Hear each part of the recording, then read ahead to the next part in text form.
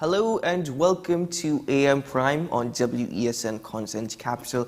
I'm Keaton Shaw and thank you very much for joining me this morning. Today we're focusing on the 4% offer from the Chief Personal Officer to unions for the bargaining period between 2014 to 2019. Now, we will be joined by my guest, Mr. Oral Saunders, shortly, as a faction of PSA members are calling on the President of the PSA to accept the offer. Furthermore, when we get into the program later on, we'll be speaking about the cocoa industry here in Trinidad and Tobago. New entrepreneurs, old agriculture, but is the cocoa industry in a decline, or are we seeing greater output, greater opportunity?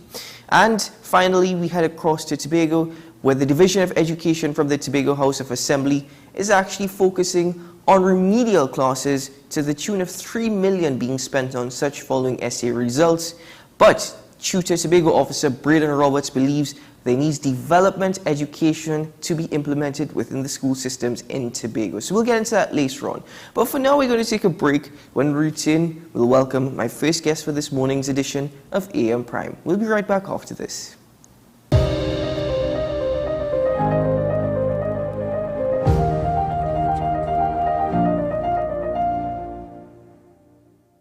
The best for your baby is at thebesttoys.com. From the best strollers, car seats, baby carriers, high chairs, booster seats, rockers, jumpers and bouncers, walkers, baby blankets, feeding accessories, bathtubs.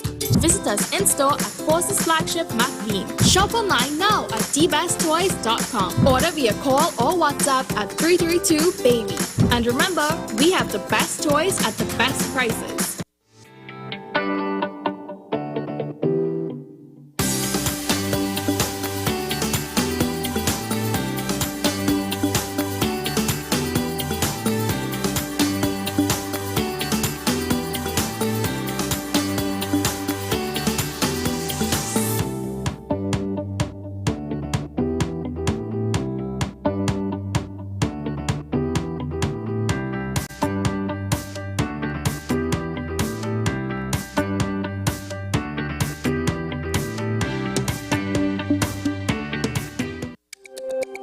Every word, every line, every paragraph depicts a real moment in someone's life. A father, a sister, a mother, a brother. We at Newsday are dedicated to you, the people, and through independent, unwavering journalism, strive to always bring your stories to life. Because your stories are more than just words. Newsday, independent and credible. The issue, the continued rise in the price of flour and its impact on the cost of living in Trinidad and Tobago. How should we go about it? I want to ask you, what has been revealed to you about the state of vulnerability in the country because of this exercise and because of what we're going through? Is the government losing the war on the vaccine front? The discussion should revolve around the common good for the greatest number of people in Trinidad and Tobago. How do we inculcate a sense of respect and regard for people who may not be of your own political ilk or persuasion? The communities are now being used by political opportunists. So when the tables are turned, it's the same way. Okay, this has been 10 questions. I'm Andy Johnson, and we'll see you next time.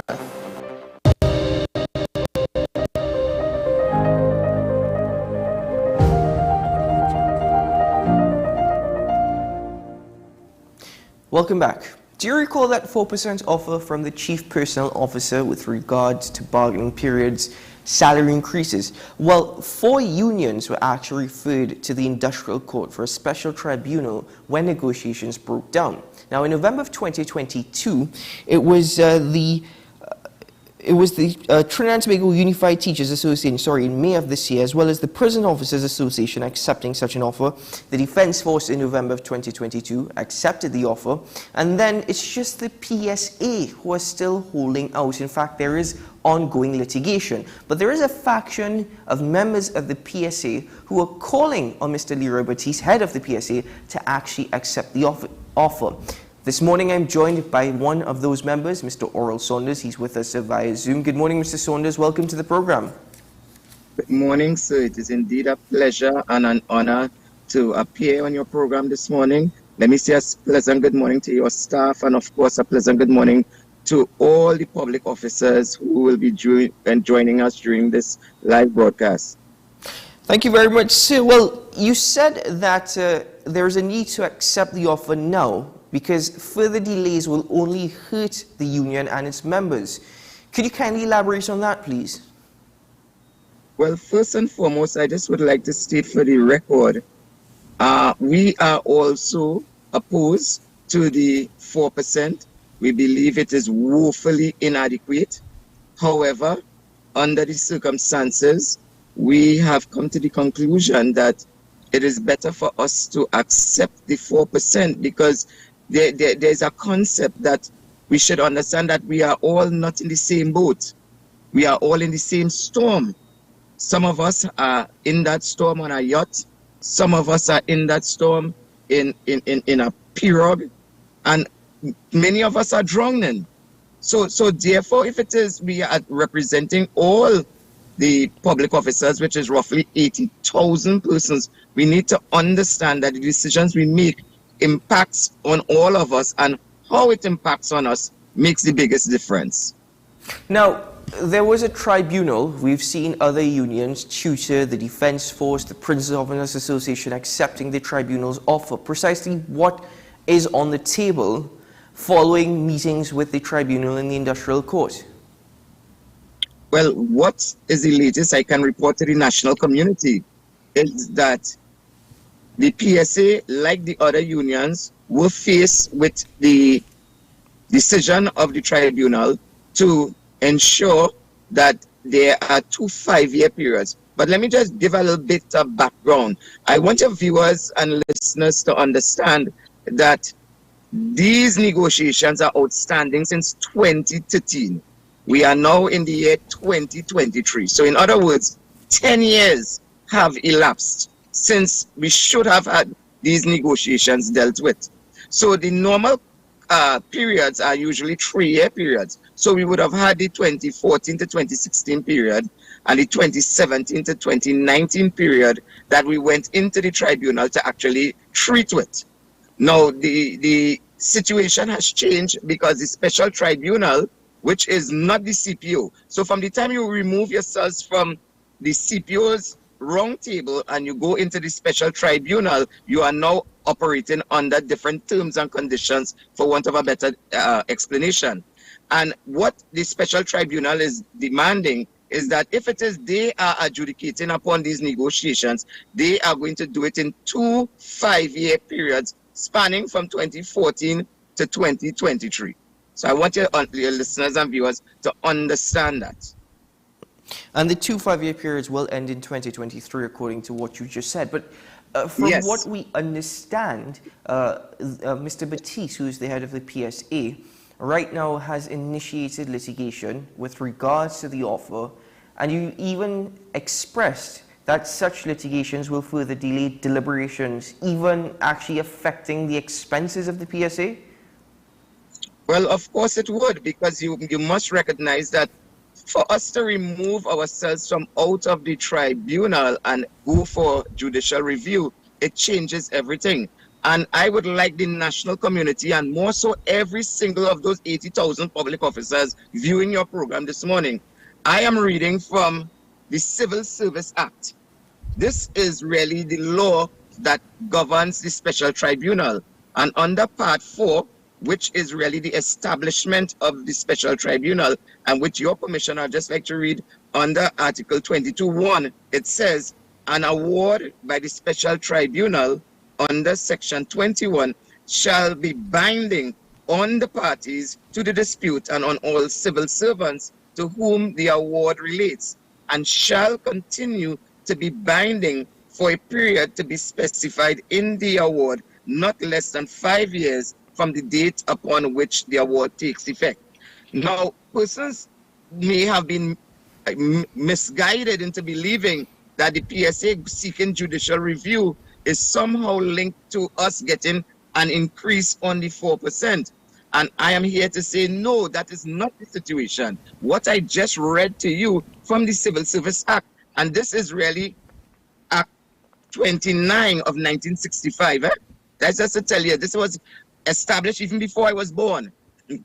This is what Mr. Batiste is going to challenge in court. He is not challenging the 4%. He is challenging the special tribunal's authority to give 2 5-year periods. And that, to me, should be of grave concern to the average public officer. Because once this goes to judicial review, you're talking about senior counsel.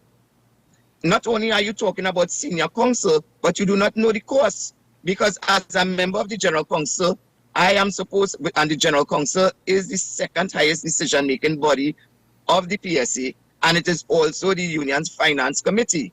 Now, under normal circumstances, prior to Mr. Batiste's arrival at the PSA, the president of the PSA conducted the negotiations.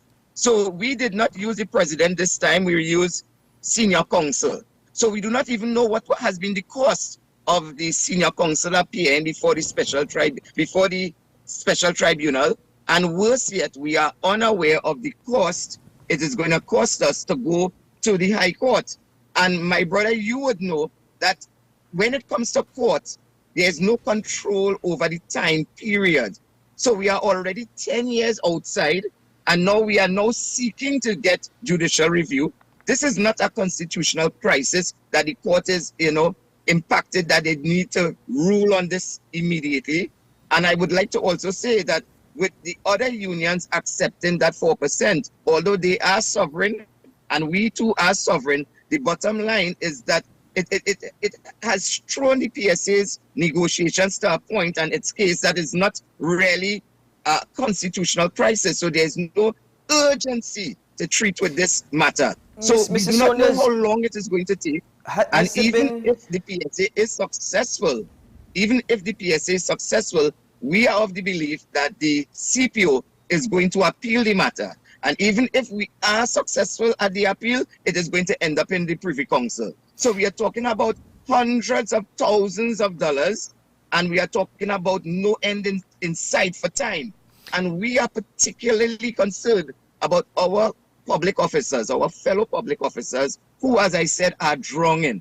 We are particularly concerned about those on the lower echelons of the public service ranges. We are more particularly concerned about even those public officers who are traveling officers who are not getting an increase on their upkeep and their traveling and the austerity measures in terms of the increase in food prices, in terms of gas prices, just to complete your work, just to conduct your affairs. Mr. Sonas, let me ask you a question, sir.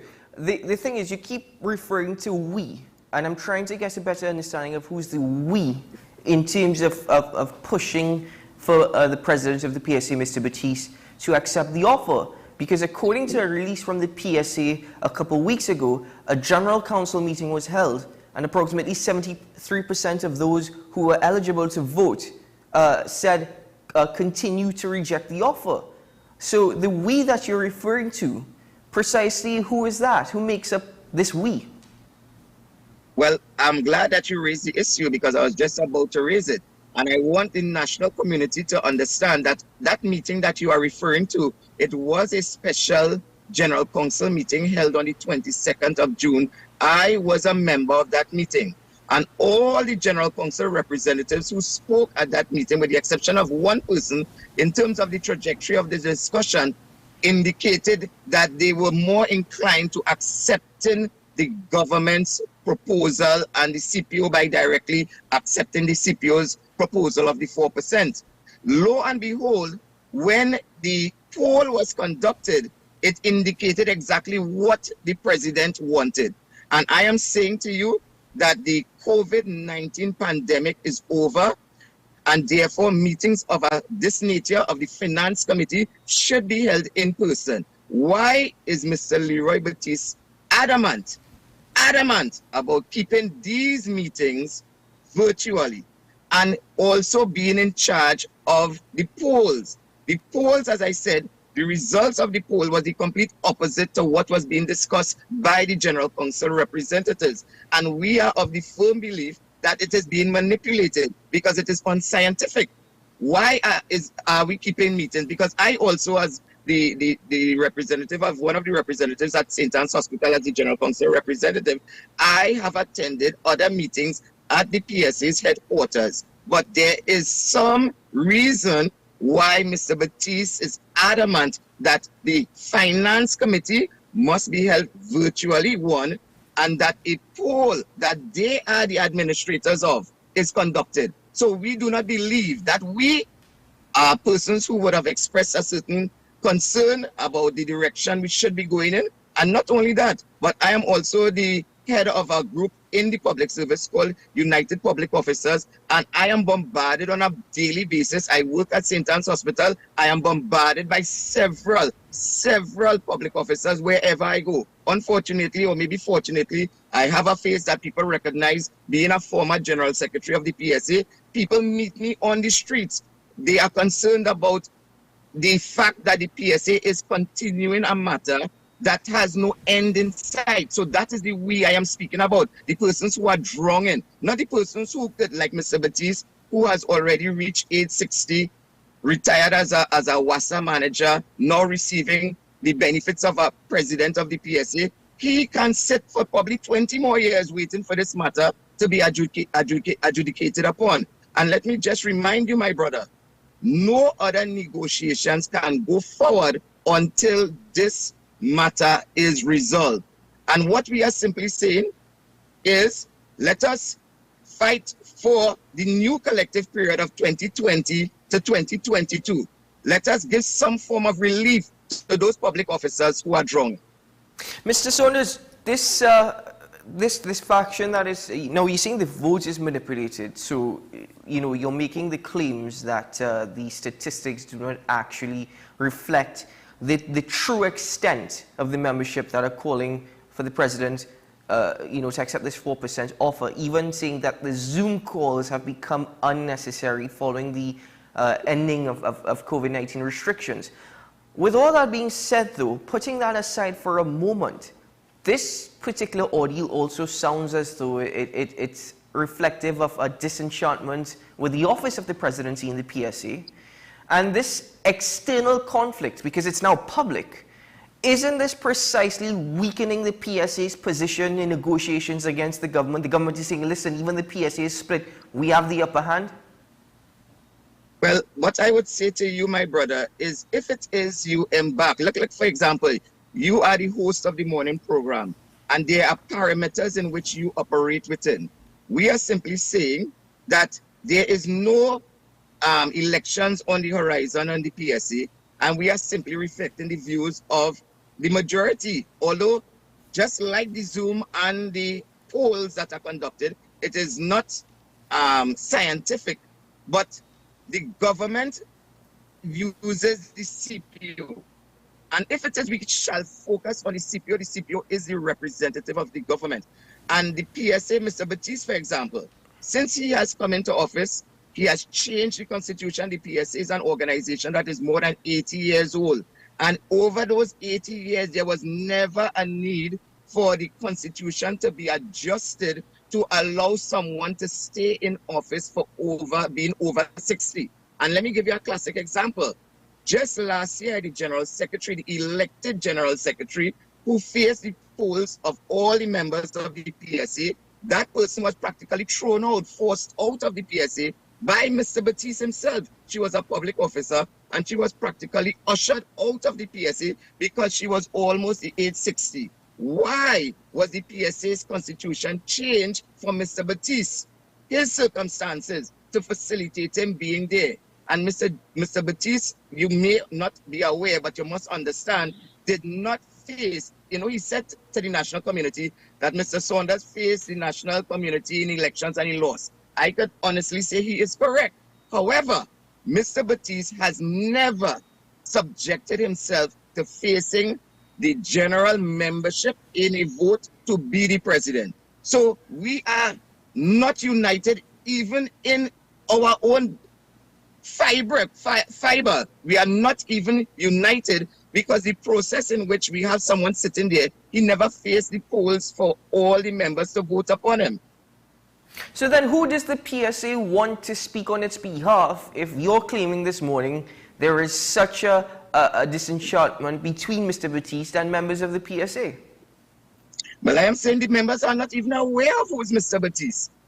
The members of WASA may know him because he would have spent several years at WASA.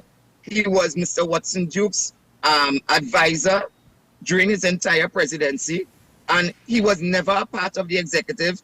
And under normal circumstances in the Constitution, the first vice president, which is Ms. Felicia Thomas, should have been the person holding on to the office of president pending an election. That did not take place. So several things have been going wrong. But that is not what I'm here to speak about this morning. That is not my focus. My focus is that there are several public officers, thousands of them, and of course they would want to get more than 4%, but sadly, they are very much in dire straits, and it's not out of desperation, but it is some way of being able to move wise, because we have no end in sight should this matter continue to be tied up in the courts, and there is no end in terms of cost, as in how much it is going to cost the union, and therefore it is against that backdrop we believe that it is in our best interest for us to sign off on the two collective periods from 2014 to 2016 and 2017 to 2019, regain some strength, build back some capacity, build back some unity on the base of the PSA, and get ready for the collective period 2020-2022, where we have the statistics to show that the government's fortune has changed and there were actually surpluses in our national budget, as opposed to the collective period we are fighting now for 2014 to 2016 and 2017 to 2019 respectively. Just to clarify, you're claiming that the majority of the membership are supporting the acceptance of 4%. I am not saying it is the majority. I am simply saying several persons are saying this to us, and we believe that the mechanism in which the union has chosen to seek judicial review, it is unscientific. There is no need for the PSA to be conducting virtual meetings, especially of the finance committee. And if it is, we are having in-person meetings, the persons who are there can legitimately see the other persons, the other representatives, the other sections. We will know who they are, and we will know for a fact that they are voting legitimately, and there will be no reason to question the process. As it stands now, we have several major issues taken by the PSA using this said virtual platform with a virtual poll at the end. One, it was to change the constitution to make somebody who's 59 be able to stay into the union after age 60. Large loans from the bank have been accessed using this virtual platform. And now, you see, those issues would have been affecting the PSA members alone. But now, with this platform being used to affect over 80,000 persons, we are saying, based on that trajectory of that meeting, that special general council meeting on the 22nd, we are absolutely convinced that it is not legitimate, it is not scientific, and it is geared towards giving the executive anything they ask for, as long as we use that platform. Let me just clarify something. According to the Constitution, the PSA's Constitution, precisely how much eligible members are needed to form a quorum before any vote is taken? 15 members are required to have a quorum at any meeting of the General Council. And this and remember, and let me just say too, the executive are counted into that meeting as well. So when you repeated that it was 77%, really and truly that wasn't even 40 persons at that meeting, just for the record. So 40 persons or less than 40 persons, including the executive, reflected that poll result. So Mr. Saunders, I know we're speaking about the 4% offer, but I'm also, based off of this conversation thus far, I'm of the opinion that really it's the PSA's constitution that is being argued over. Well, for all intents and purposes, I am not focused on the PSA as a unit, as in my long-term vision is for us to return to the Constitution and for us to rebuild. And that is exactly what I explained to you a while ago. Let us sign off on this agreement and let us start back from scratch. Because let me tell you something. Thousands of public officers do not even know who is their representative. Thousands of public officers are complaining about our group health plan. Thousands of public officers have not seen the president. They don't know, even if it is he's sitting in a taxi next to them now, they don't know who he is. He's the complete opposite of his predecessor. So what we are saying is that we as a union, we need to do a lot of homework. We need a lot of cleaning up to do for ourselves before we even get ready to fight the administration, because we are not even in a position to fight. And that is my concern. If it is we are unified, we are stronger, we have proper bodies functioning, the male caucus, the youth caucus, all these aims, all the regions in terms of the Northeast, the South, Tobago regions, if all of the PSA is functioning properly, we are a stronger union. Mr. And we Saunders, are not at that point at present, my brother. We've gone over time, and I know I've kept you a bit, but concluding question, what is it going to take to unify the PSA then? I believe honesty, transparency, accountability, justice, integrity, and more importantly, democracy. If those fundamentals are returned to the PSA, we will be the strongest union, not just by size, but in terms of our purpose. We have lost our sense of direction, and we have lost our sense of direction, not since Mr. Leroy Batiste assumed office, but many years ago, because what is taking place, or what has taken place, is that persons have used and rode upon the backs of public officers to seek their own political agendas. And we have to let the membership know, the public service, understand that we are not on politics, but we are all working together to get the very best and to represent members to the best of our abilities without any political agendas. And that is our greatest challenge, to remove ourselves from that perception by the national community and more so the public service, and to return to our moorings of the reason why we are a trade union in the first place. Well, Mr. Saunders, I want to thank you very much for joining me and sharing this with us. I know you said that there's no political gain being sought, but I will say your last response sounds very much like an election campaign slogan. But nevertheless, it is your response, and I thank you very much for sharing this with us this morning. Going forward, we look forward to hearing of updates with respect to what's taking place over this 4% offer. But at this time, wishing you and the rest of the PSA all the very best. Well, thank you very much. And it may come across, but all changes in the world require some level of political intervention, but the political should not be partisan to the national politics, but to our own interests. So that is what I want to leave you with. It must be for our members' interests, the public service. Thank you very much for having me. Have a wonderful day, Trinidad and Tobago. It has been a pleasure. Oral Saunders out. Take care, sir. General Counsel representative of the PSA, Oral Saunders, joining me this morning. Ladies and gentlemen, we have to take a break here, but when we return, we'll welcome our second guest. Stay tuned.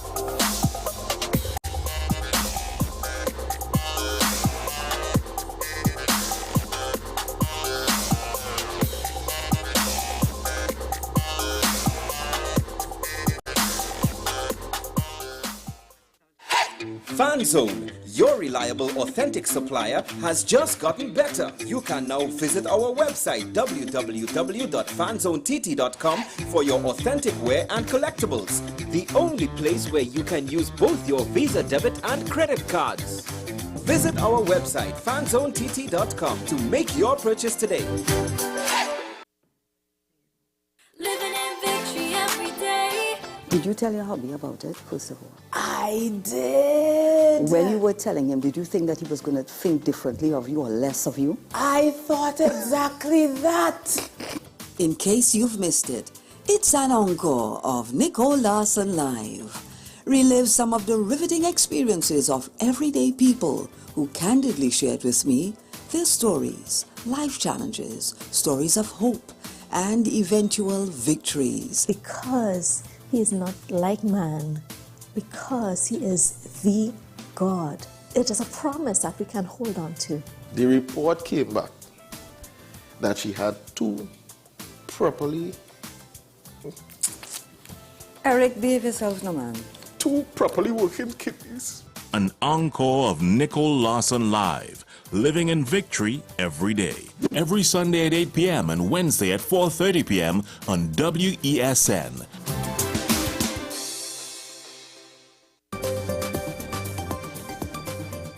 Varicose veins is a serious medical condition that causes significant pain and debility. The varicose veins might appear because the body is trying to form alternative pathways. And next thing you know, you go and treat that, and you've left an undiagnosed DVT there, which can be life-threatening. And if you don't diagnose and treat that, then you're treating the varicose veins, but you've ignored a big problem. What's Up, Doc? Every Tuesday and Thursday on WESN, Content Capital.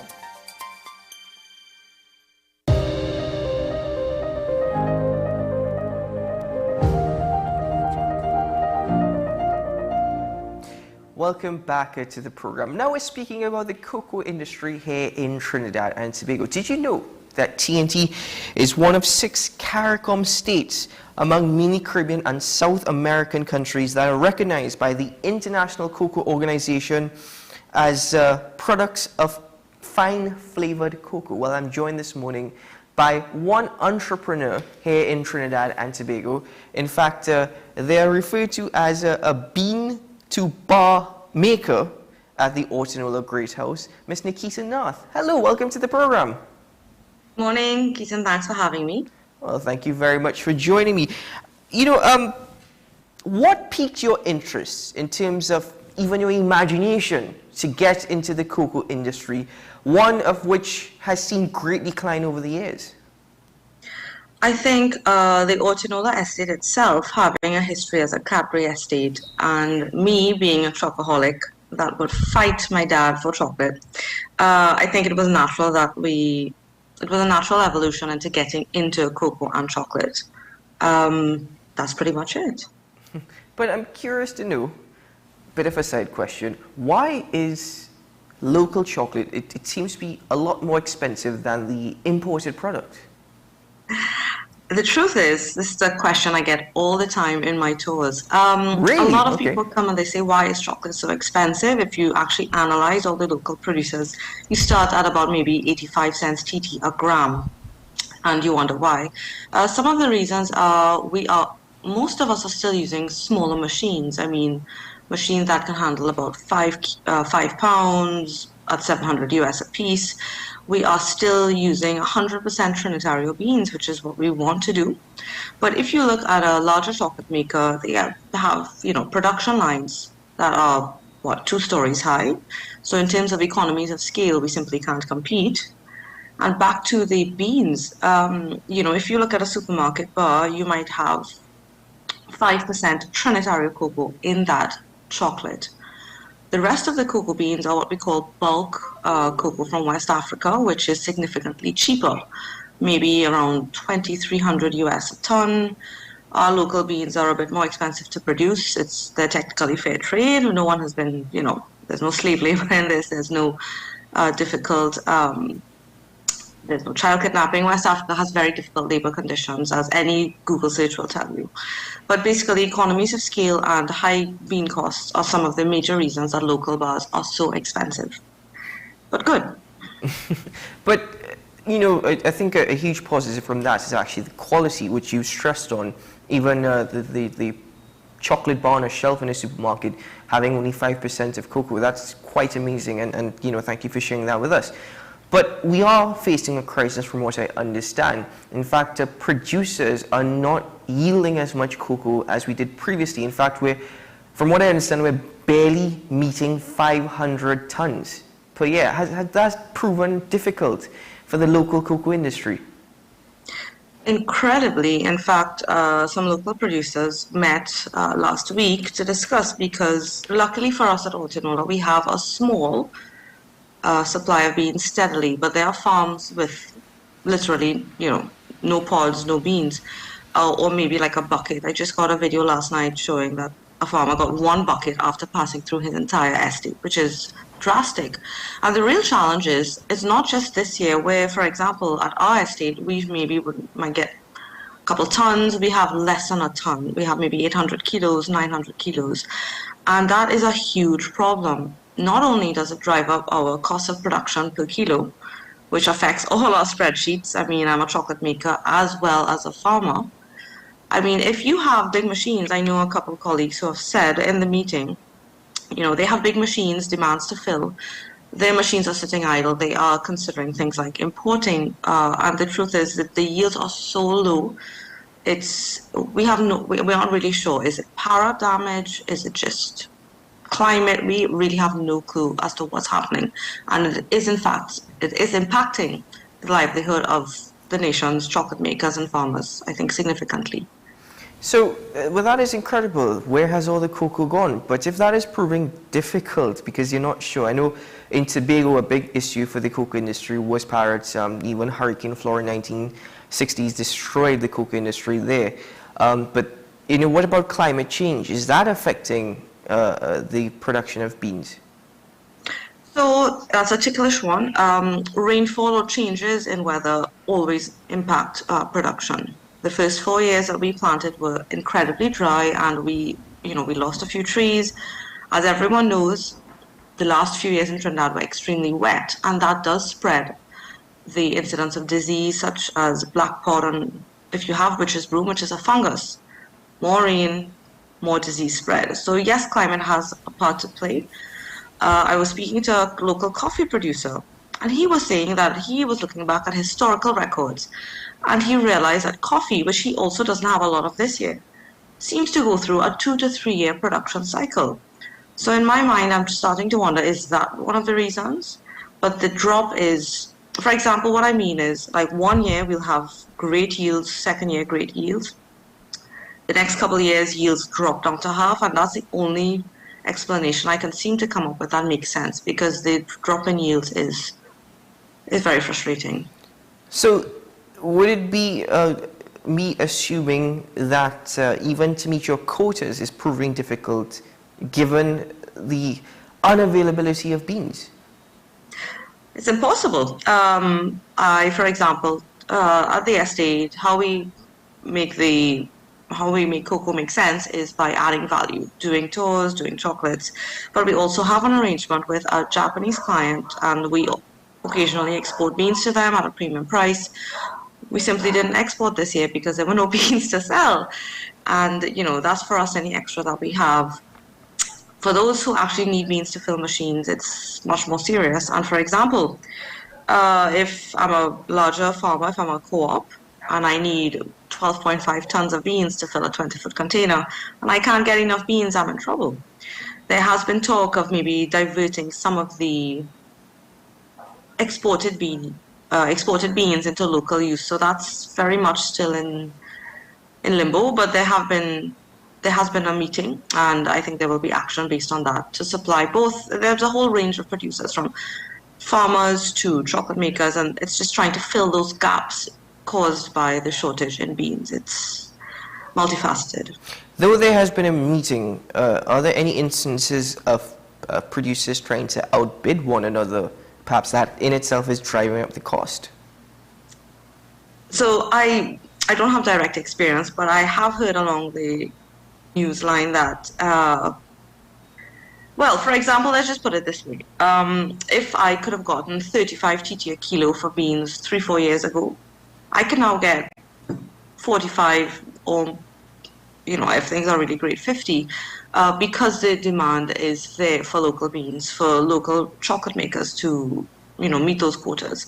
So yes, it's not quite as drastic as outbidding, but there is that need for beans. At the end of the day, you simply have to make finances make sense. So you can't pay, 50, 55, 60 a kilo. It's just going to become unsustainable. But yes, there is a need for local beans to be more available, without a doubt. Now, the demand for local chocolate, are you seeing a greater demand internationally for Trinidad's produce, or as compared to the demand locally for our own product? So we do have a great diaspora out there who really wants to support local. I think that price point is always a very interesting issue. I think as well the palate. So I've seen during tours, we get people coming who don't like dark chocolate and they will leave eating a 60% chocolate and still like it. So in terms of local demand, it is there. I mean, it's very important for us to also make chocolate accessible to all levels. It is very expensive locally. In terms of international demand, it's a work in progress, I would say, but our locals who know the value or have visited cocoa estates are very much aware of that value. And I think I always tell people that when you think of Trinidad and you live in London, where do you think about? You might think of Callaloo, you'll think of doubles, you'll think of Carnival, but chocolate, not yet. We are getting there though. We're getting there where we are really trying to brand Trinidad and Tobago, or to have this idea that Trinidad and Tobago is associated with chocolate. Because many Trinis know that we have some of the best cocoa in the world, but they may not be able to tell you why. And, some of us may not have tasted local chocolate yet. So to answer that in a nutshell is yes and no. International markets, international diaspora is aware. As to getting other chocolate out there, for those who know chocolate, they will know that Trinitario chocolate is good.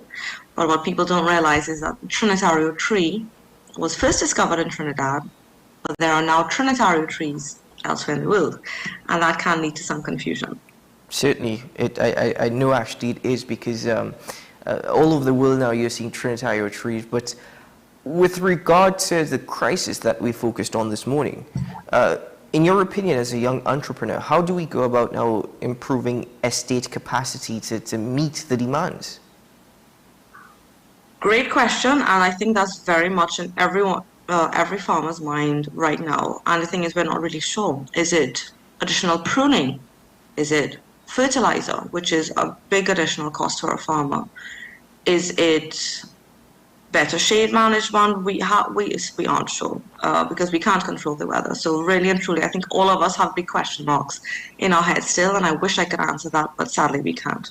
So there is, though, some focus on probably having to change methods of cultivation then, if that is the case.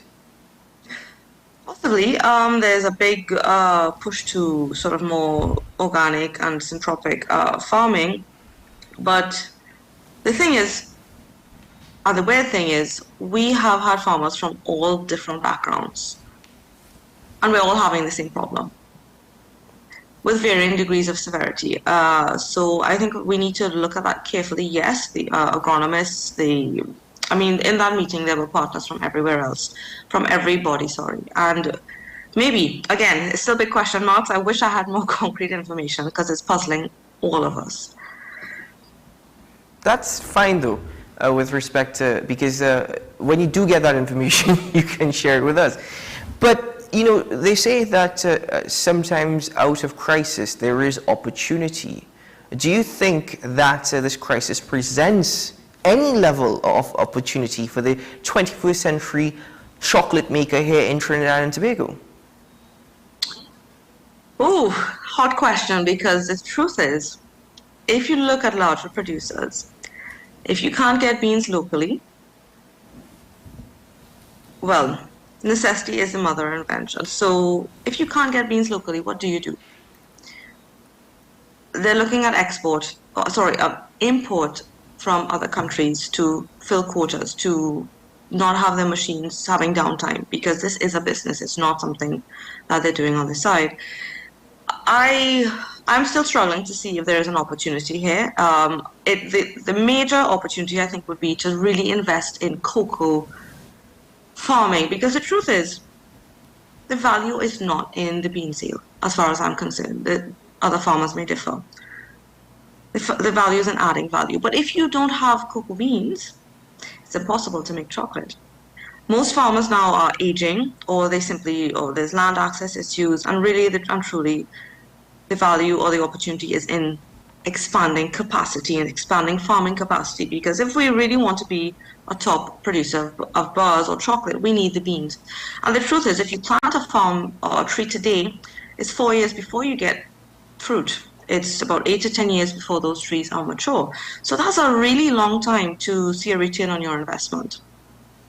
And it may not be attractive for most investors, but maybe that's where we need to go, because that's where a lot of the work is. The farming is a lot of work. Maybe it's an opportunity to get some large investors in and get tracts of land planted in a sustainable way. That's the only opportunity I see, because otherwise it's basically a big crunch for value-added producers right now. You see, the thing is, I'm not saying that I was naive, but I never thought I'd hear the day where here in TNT, in order to meet the demand, and I'm glad there is the demand, but there is a possibility now that we have to import cocoa beans in order to meet our local demand. I never thought I'd hear that. I know it's painful to me. I'm sure it's equally painful to the producers who I know well and who I adore. It hurts. I don't think it should. It hurts so much I can't even find the word. It's because I think, look at citrus. We have some citrus trees. We can never get citrus from them. The farming is just a difficult uphill struggle. It can make sense, but yes, importing to fill quotas is something that has to be considered. Not something I relish, and luckily we don't need to, because our production is so micro at Otinola. But yeah.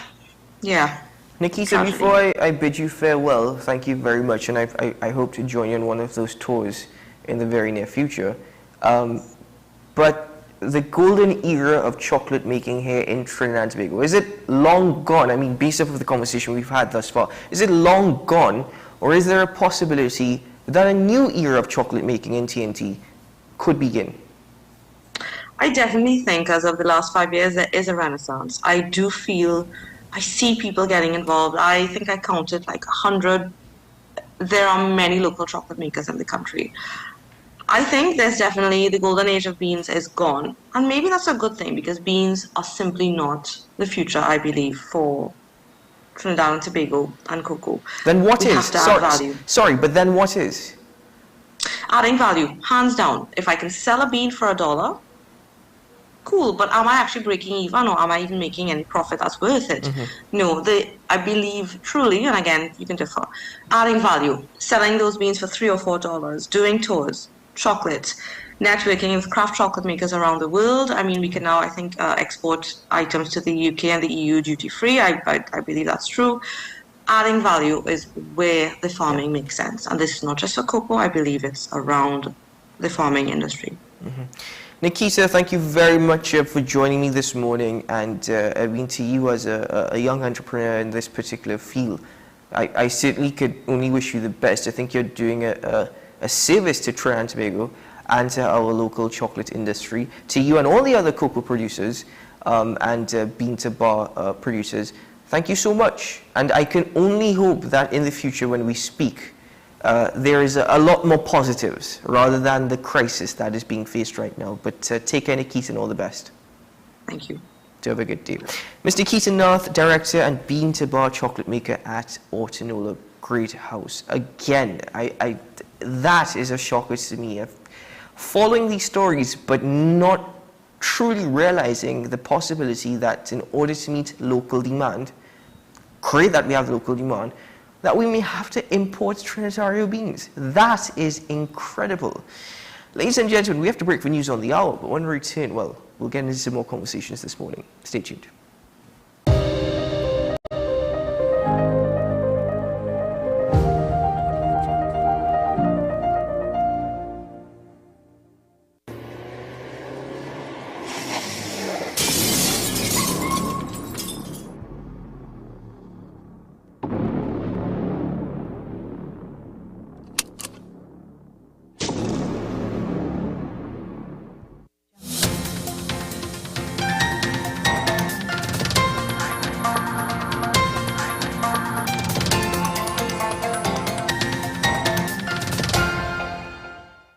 Here is the WESN News on the Hour. I am Sira Ali. Thanks for joining us. Here are the headlines. Body parts found along the roadside in Mausika.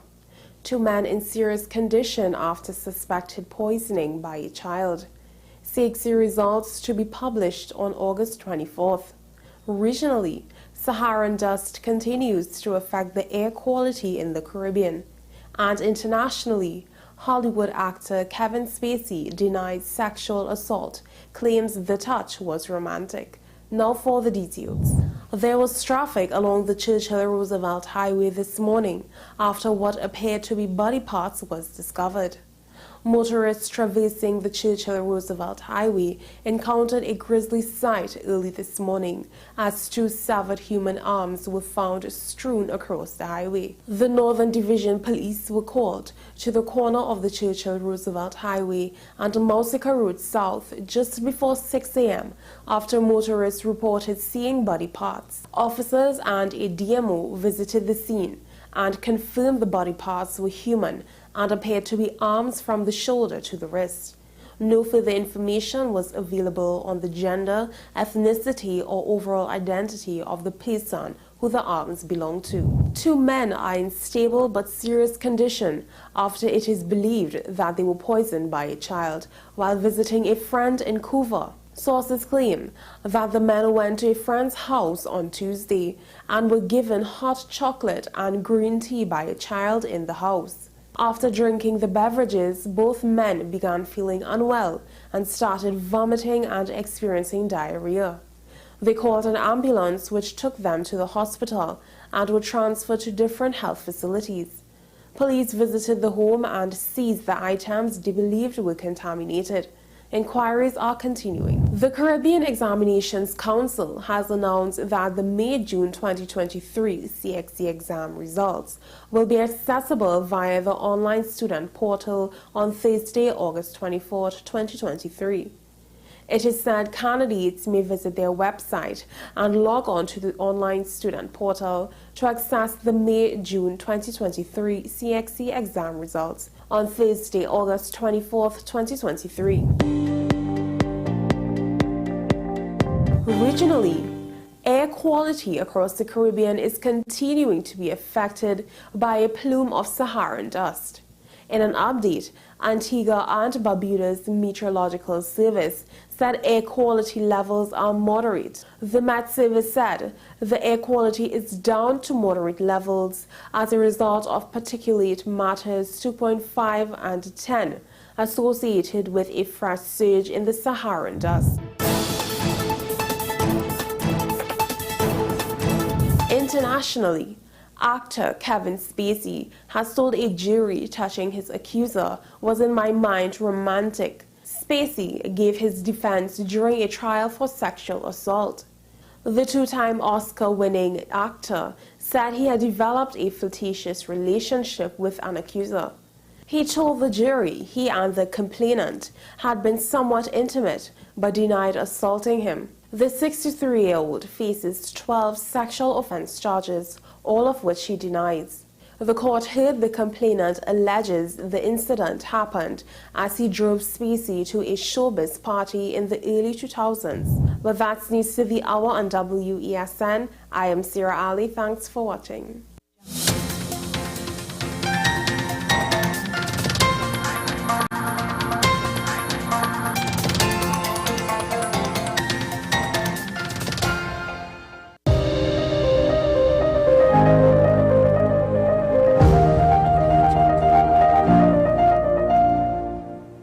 Welcome back to the program. Inspiring matriculation through performance, assessment, and curriculum transformation. The Impact program from the THA's Division of Education, which is focusing to provide remedial classes and intervention for students who scored below 30% in the secondary entrance assessment exam. The THA Division of Education states that they're going to be spending $3 million on this program. Well, I'm joined this morning by the Tutors Tobago officer, Mr. Braden Roberts. He's with us via Zoom. Hello, sir. Welcome to the program. Thank you very much for joining us. Good morning, and thank you for inviting me on your program. Well, Mr. Roberts, from yourself and perhaps on behalf of the rest of Tutor Tobago's membership, your thoughts on this impact program? Well, we would have had the impact program last year, and we were promised an analysis of the program, which I can't recall ever receiving. The program requires different teachers and different students placed in different centers to then have either 4 weeks or 5 weeks to execute a particular program. Now, when you have students in front of you, you have to learn the students in front of you because you are teaching students and teaching content. So I'm not certain of what impact this impact program would really have. We need to ensure that we are proactive. So the curriculum that we are teaching in our schools, we need to enhance that so that we will minimize the need for such programs during the July-August period, where our students should really have a vacation where they should be able to rejuvenate and get ready to go again. There's a purpose for a vacation period. I know that there's a need for an intervention now, but it's not just to do something to see, and that's what politics really are forced us to be in Trinidad and Tobago, where we do things so that our politicians can say these are the things that we would have tried during our tenure. Well, if you take a look at essay results from 2022, I think 78.7% of students who sat the exam scored 50% or less. Now, if you take a look at the results this year, it's been stated that just over 10% of students who sat the exam scored 30% or less. Now, that is an improvement. However, why does it seem to be that even 1 year after, we're still not seeing great strides in terms of literacy and numeracy among students? Right, so the improvement is mainly through face-to-face education. We know that the online education was not ideal, so to compare this year's results to last year would not be a fair comparison. But however, you mentioned literacy. We are still not where we're supposed to be. There are so many students who are still not at a satisfactory level where reading is concerned. If we don't do reading programs, or we have this initiative at the start of an academic year, or we have whether a particular level of training or a particular focus on mathematics and so forth, we will have the same results, and then we would look for an impact program to see how best we could do a crunched something in 4 weeks. So there needs to be intervention where schools have a particular project that they are working with. We don't have that. What we have is talk of either a taste of Tobago. I think it's Tobago-centric, the secretary would have mentioned. We have not had any build out of that. But we need to ensure that our teachers and our schools have a particular focus. So let's say a school has a project where they focus on tourism.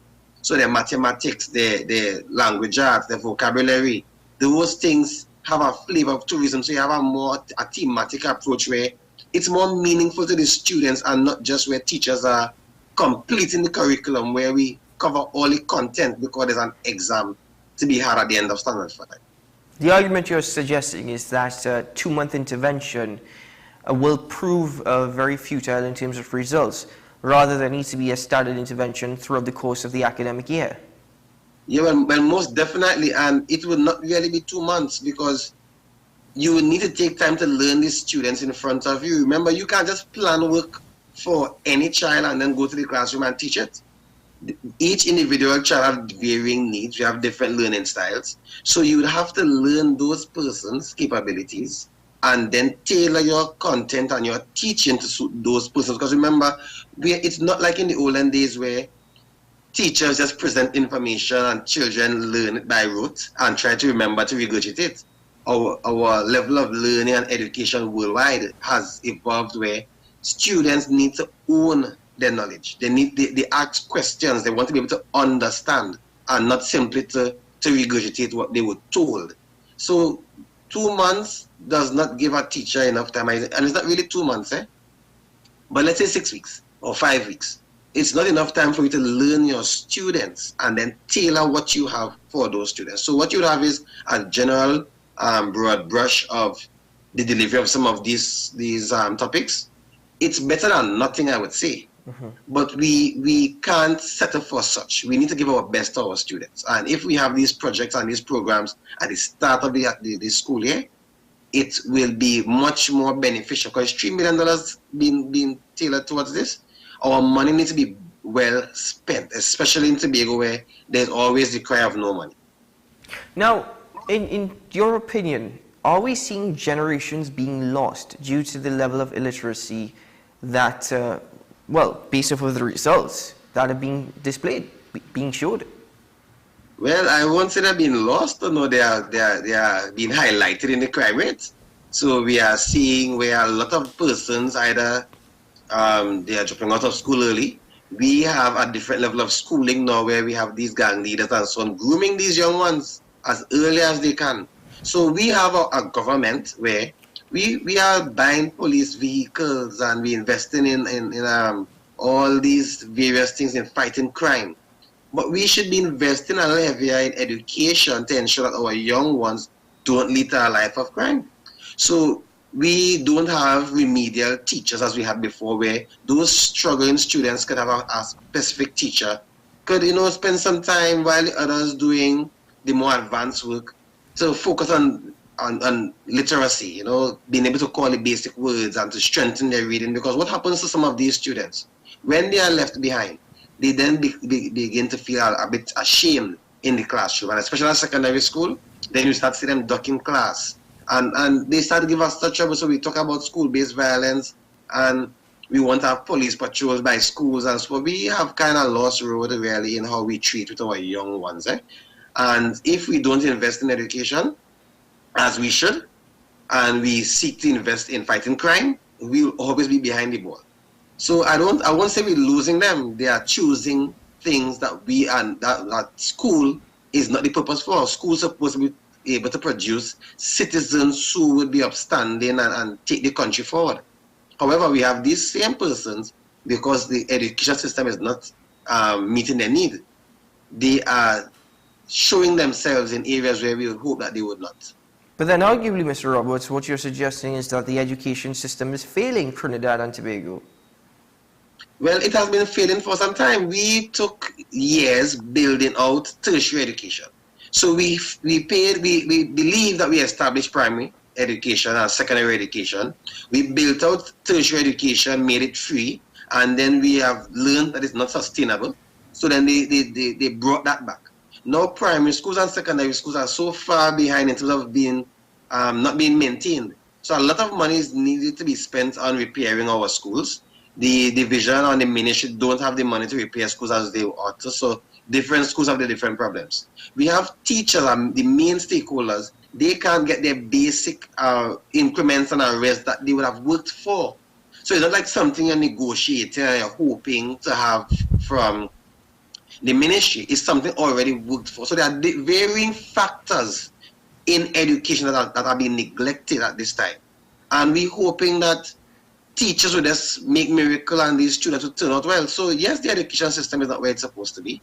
I see that the minister and the ministry, they are trying at certain target schools to initiate certain things, but all the other schools can't wait on that. We need to ensure that our primary school and our secondary school principals have a particular project to work with, and they are given the necessary support to make a difference. What we have is mere initiatives that I believe are more political, that we have 4 years or 5 years to impress the population, so we try things, and we don't have a sustainable plan to really enhance education offering in Trinidad and Tobago. Sustainable plan, that's interesting. I want to get into that in a moment. I'd just like you to clarify for me, you said you see that the ministry is targeting specific schools. Precisely what specific schools do you speak of? Right, so I do not have the listing of schools, but they have varying schools that they are trying a particular program where it's more of a project that they have. I don't have the full details of how that project is run, but there are certain schools that they have tried, at least in the last academic year, where they've had a different program offering, a different focus, and we are yet to see the results of that.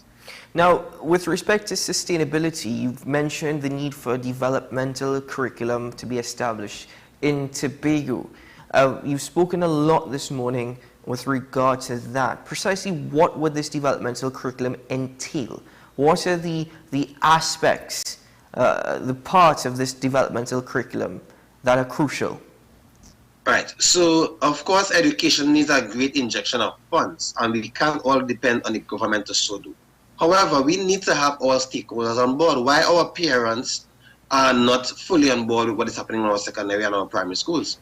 So a plan should be where it's each school of a particular program or particular project that our parents understand, our business sector understand. So as I gave the example about tourism, we should supposed to have agents from the Division of Tourism or persons or stakeholders in tourism being able to go to these particular schools that have that project where tourism is their focus. They can visit these schools every now and again, partner with the schools to give particular information and give experiences, where some of these schools will go on particular tours where they have a greater appreciation for tourism. And that's one example. Our parents understand what is the focus of the particular school, so they play a particular role. So it's not just where we drop off our children at school and these teachers do the best that they can and we give particular homework that sometimes the parents are not able to assist our students with. We can have agriculture, for example. We have schools that they have a particular garden, they have farmers or persons of agriculture who can visit these schools, help with the curriculum delivery. Parents have an understanding so they can have their own home garden and enrich what they have been learning in the school. So it's not just where you drop off students at school and hope that teachers do their best. So this program is more of an inclusive one where all stakeholders play a role. We can have a doctor school initiative where businesses adopt a school and help in the funding and the help with the sustainability of the project. Because most of what education is lacking is funding and stakeholders playing a role in it. So once we have a project that everybody could understand and play a role in, that would be a little more sustainable than having schools just receive students and do the best that they can. Mr. Roberts, do you think that part of the problem, because I know we focused on funding a lot, but do you think part of the problem as well here in Trinidad and Tobago is that you have parents who themselves have not necessarily done well at school, have not received the education that they should for whatever reason, and perhaps they themselves are, without sounding disrespectful or insulting, illiterate because of what we're talking about this morning, who cannot simply support their children within this school setting. And that should not be so much of a problem if we include them. We seldom include our parents. Parents' main role sometimes is just to do either oversight with the homework. But if we include our parents, not all parents will want to be included. Went back to school. A lot of parents went back to school during the pandemic when they were home assisting, so they were able to learn some of this stuff. They were involved in that regard. So if we have our parents involved, they'll be able to learn a thing or two.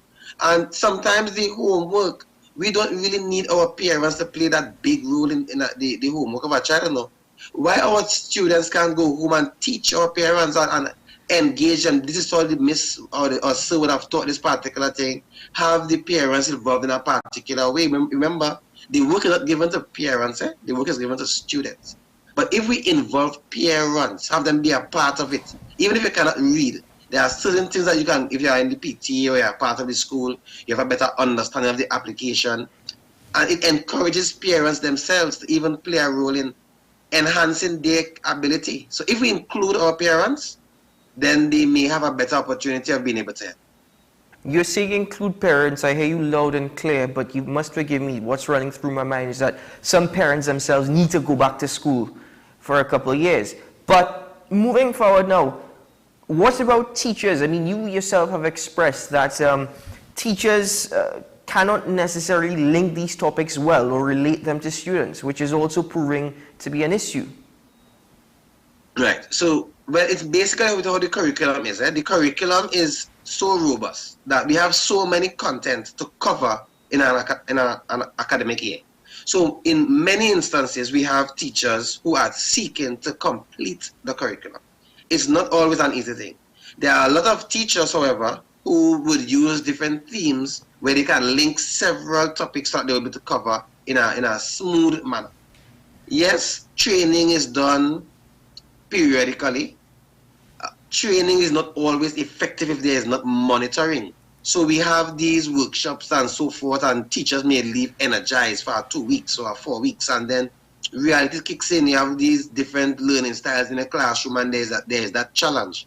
So what is needed is monitoring of these of teachers after they are trained or after these workshops to ensure that what they would have learned in the workshop they continue to do for a particular period of time, and it becomes part of them.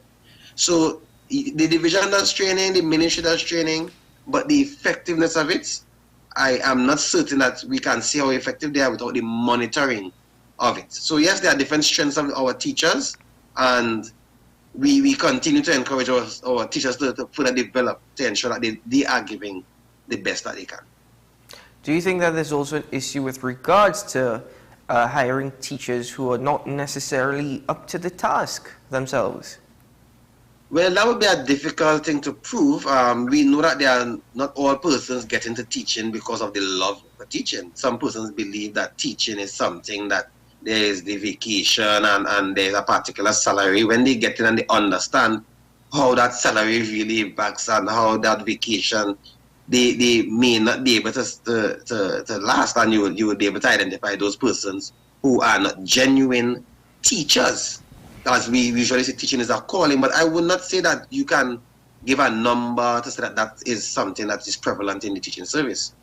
What we have, though, a lot of schools don't have the requisite number of teachers, especially on our secondary schools.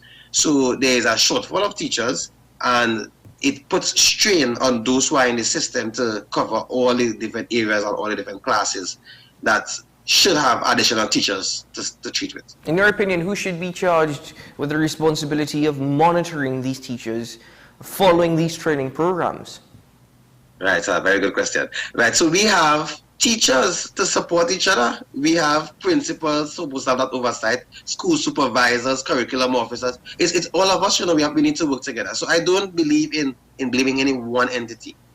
We need to be our brother's keeper to ensure the thing that I've been learning in the workshop, my neighbor is doing the same thing. If my neighbor is struggling with that, I can have the conversation, and that's why I believe is it the non-contact time that we used to have in the primary school, where on a Friday evening school is dismissed early so that teachers could sit down and meet and plan and discuss. We need to get that back. We have not, that would have been taken away from the primary school system many years ago, and that needs to be a factor again where teachers can sit and discuss. However, curriculum officers, school supervisors should be able to play a role in monitoring what schools are doing. The principals and the head of departments supposed to monitor what the teachers are doing as well.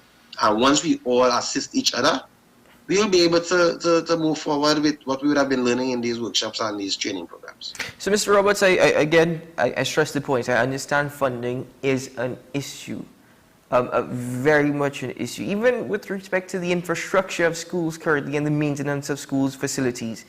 That has proven a huge issue over the last few years. But what you're also telling me is that even within the school setting and within the school environment, be your brother's keeper. That has not necessarily been the case over the last few years. So is it that even teachers are not working with each other? Well, it's not so much that they refuse to work with each other. Let me just be clear with that. The curriculum is where you are in a classroom, you have a heavy workload, and you try your very best to complete the curriculum.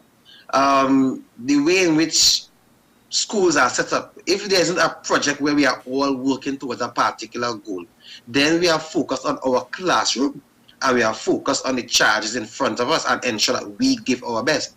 So it may not necessarily be a full staff rowing together in the same direction, but each individual teacher giving their best. And if there isn't these programs and these projects where there's a particular focus other than just completing the curriculum, then each teacher will be doing their own and in their particular classrooms. Now, some schools may take initiative and have their thematic approaches. Some levels in a school may do same. So there may be collaboration in some of the schools working towards a particular theme or a particular focus, but it's not prevalent. Now, is it also the rubric that is proving difficult? It may not be the rubric, but the curriculum and how it is structured in terms of the amount of work to be done, because we add all sorts of things to the school curriculum, and then we have all these competitions. So we have tourism competition, agriculture. Yes, these competitions are good, but the way in which they are utilized, my battery is running low. Sorry, in the way these competitions are utilized, you just grab 5 students and you train them for the competition, and after that competition goes by, that project is no longer there. There are so many things to happen in our school year. So the way in which the school year and the program of work from the ministry and from the division, how that is laid out, it's difficult to complete. So it's the curriculum and the offerings in our school term that we need to restructure. Mr. Roberts, your battery has saved you from further questioning this morning, but thank you nevertheless for your time, for sharing this information with us. Certainly, I think we need to have a conversation again towards the end of August as the school year of 2023-2024 begins. But let's see what discussions happen between now and then. In the meantime, all the best to you, sir, and to the rest of the membership in Tobago. Yeah, and if I could just say in closing, the real focus in enhancing education, we need a collaborative effort, and we need real consultation. You know, politicians sometimes talk about consulting with person, but it's not genuine consultation. If we all work together, we'll make the necessary dent we need to make in education. So thanks again for having me on the program, and I wish the program continued success. Thank you very much, sir. All the very best to you. And to you. Ladies and gentlemen, Mr. Braden Roberts joining me this morning on AM Prime Tutors Tobago Officer, a need for developmental curriculum to be implemented within schools. The THA Division of Education is spending $3 million on what it's referring to as an impact program. It begins from Monday and runs until August 14th. But such an intervention, according to Mr. Roberts, will prove futile in terms of positive results. There needs to be greater intervention throughout the course of the academic year. Improvements certainly need to be made within the school system itself with greater collaboration, even amongst teachers working with each other, and even with the inclusion of parents. But there's so many issues regarding education here in Trinidad and Tobago. It's not going to happen overnight. With regard to consultation, we've heard that word many a time before. Consultation here in Trinidad and Tobago is certainly interesting. Consultation is more or less like a town hall meeting. What does it actually lead to? What are the results of such? Well, sometimes I wonder if decisions are made even before consultations begin. Anyway, ladies and gentlemen, that's it for AM Prime for this week. Thank you very much for joining me on the program, and thank you very much to my technical team for their dedicated support and service, and wish you a grand day ahead. May it be a great one and a great weekend. Stay safe, and remember, always do your part to make Trinidad and Tobago sweet, safe. Sometimes we have to adopt a mature personality, and even me using the word sometimes is giving excuses. We need to have a mature personality, we need to have mature interaction, a mature mindset all the time as we continue to live our life. But until Monday morning at 6 o'clock, bye-bye.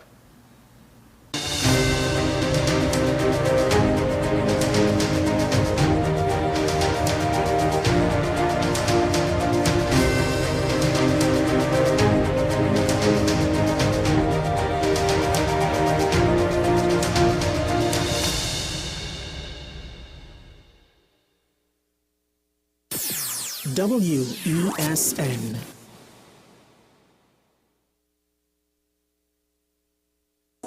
I'm Sean Michael Small, and we are WESN, the Content Capital.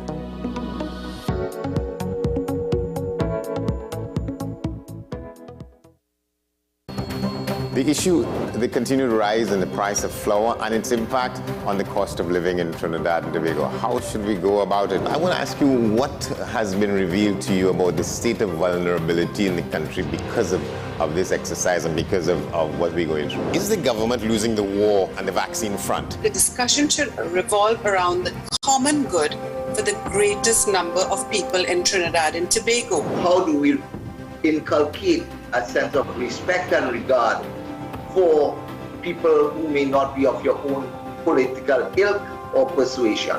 The communities are now being used by political opportunists. So when the tables are turned, it's the same way. Okay, this has been 10 questions. I'm Andy Johnson, and we'll see you next time. Living in victory every day. Did you tell your hubby about it, first of all? I did. When you were telling him, did you think that he was going to think differently of you or less of you? I thought exactly that. In case you've missed it, it's an encore of Nicole Larson Live. Relive some of the riveting experiences of everyday people who candidly shared with me their stories, life challenges, stories of hope, and eventual victories. Because he is not like man, because he is the God. It is a promise that we can hold on to. The report came back that she had two properly... Eric, behave yourself, no man. Two properly working kidneys.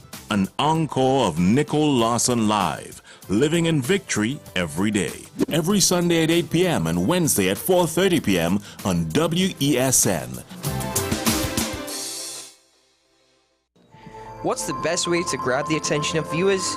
Please exercise more patience. You have to be kidding me. Doing what we do best. I'll say at the very least it's a conspiracy of laziness against the people. Join me, Keaton Shaw. And me, Sean Michael Small, for Talking Point. Weekdays from 8 a.m. to 9:30 a.m. We go in depth on the trending issues and engage the most controversial newsmakers as we get them to account to the people for their actions. You can't go to the government with nothing. You can't go to cabinet with an empty hand, with a wish. I'm glad that we're having this a sober, mature discussion. In the present situation, I expect a continuation of the chaos. Join us for the discussion, Mondays to Fridays, only on WESN, the content capital. Is it politics? What is it? Is it that nobody cares about sports? The kind of support that sport used to get in the past is no longer here. The thing is, taking a knee doesn't mean that that's the only thing you're doing on. Right. Taking a knee along with other stuff. Samantha, what are you looking forward to when you return home to Trinidad and Tobago after winning the title? Thank you very much for speaking it into existence. Is there no pressure on Nicholas Paul? It makes me more motivated to work hard and to go out there and rep the white and black. Why are we sending a team to the Winter Olympics? There are a number of Trinbagonians who are in the diaspora and have grown up in winter sport. It's an opportunity that the Trinidad and Tobago Olympic Committee will not close the door on. I also believe in the players that we have. Once you can motivate the players, you can get the best out of them. We are WESN, the premier platform for Caribbean content. WESN, covering West, East, South, and North. WESN, we entertainment, sports, and news. WESN, available on Greendot 7, Amplia 118, Airlink 17, Bmobile 107, Digicel 21, ICNTT 105, and Flow 110. Connect with us at WESNCC or stream online at www.wesncc.com. WESN, your premier platform for Caribbean content.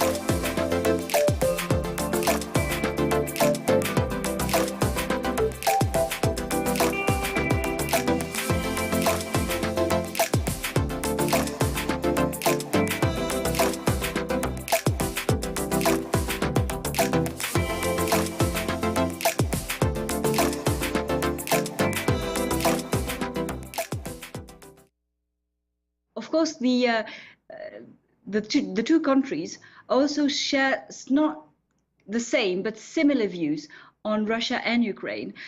Neither Macron nor Modi want to alienate Vladimir Putin. Modi doesn't want to because he is very eager to keep the strategic partnership with Russia on the one hand, and Macron, you remember, spent months before the beginning of the war talking to Putin and still did after the beginning of the war. And both are eager to be looked upon as messengers of peace in a way. Which is very different from the stance of the US, for instance. Now, let's get back to human rights then, Ingrid. Macron's decision, of course, to have Modi here as a guest of honor is controversial. Can you tell us some of the main criticisms then about his government? Why are so many people so outraged? Well, not without reason. Narendra Modi's, on paper, the elected prime minister of the largest democracy in the world. But this largest democracy in the world is a democracy in terms only. There are elections and freely conducted elections on a regular basis every 5 years at the national level. But other indicators of how democracy should work are not there anymore. His regime, his government really has been undermining very important institutions like the Supreme Court and the Electoral Commission. Under his government, the journalists in India have been harassed consistently. Dissidents have been imprisoned and harassed. And his party, the BJP, is known for its very, very Islamophobic politics. And the Muslims in India, which represent about 13% of the total population, are being treated as second zone citizens. So, as a final question for you, Ingrid, what is your take on governments prioritizing strategic interests over domestic governance issues? France is obviously not alone in that, but do you see it as a sustainable strategy in the long term? Well, you're right. France is not alone in doing that. The US does exactly the same thing, and so does the UK. So it's difficult to blame one country and not another for being what they see as just being pragmatists, and this is realpolitik. But yes, you are right. Is it long-term? Is it viable in the long term? One can wonder. And is it viable to provide weapons to a country that really doesn't seem to share, in reality, that many of our self-proclaimed values? And is it reasonable to honor such a country on the day where we celebrate liberty, equality, fraternity? This is a subject of debate. I'm not sure it's a very long-term position. Only time will tell. Ingrid Thurwath-Xavier, thank you very much for joining us here on France 24 today. Thank you. Moving on now, the International Criminal Court prosecutor warned that the global community is on the verge of allowing history to repeat itself in Darfur. The restive region has seen a surge in hostilities since the start of the conflict, opposing military rivals in April, including reports of killings, rapes, and crimes even against children. The ICC has now opened a new probe into alleged war crimes there, of course, on top of a first investigation into similar crimes in the Darfur region, which was opened in 2005. Earlier, I spoke to our regional correspondent, Bastien Renouy, for more on why this development doesn't really come as a surprise. In the beginning of the war, on the 15th of April, I've been receiving reports from local sources based in West Darfur